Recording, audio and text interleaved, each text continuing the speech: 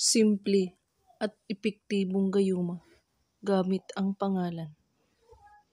Isulat ang buong pangalan sa inyong target sa kapirasong papel at iikot ang papel na pa-counterclockwise at muling isulat ang buong pangalan ng target na nakakrus sa pangalan ng target. At kunin mo ang dahon ng laurel at ilagay ito sa gitna ng pangalan ng target. At pagkatapos, hawakan mo ang papel na nasa gitna ang dahon ng laurel at usalin ang pangalan ng target ng 7 beses.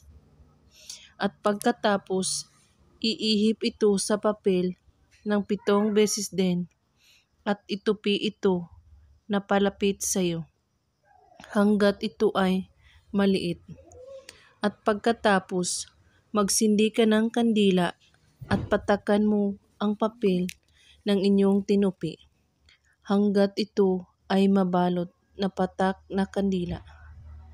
At maaari mo nang iiwan ang hanggat maubos ito.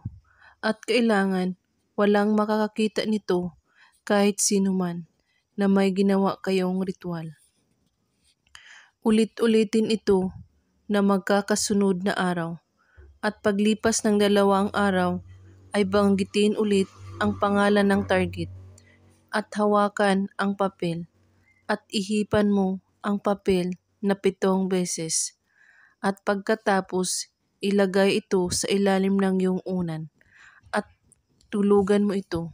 Gawin ito sa araw ng Martes at Biyernes lamang, kahit anong oras, basta't buo ang inyong paniniwala sa paggawa at walang ibang iniisip at pagdududa.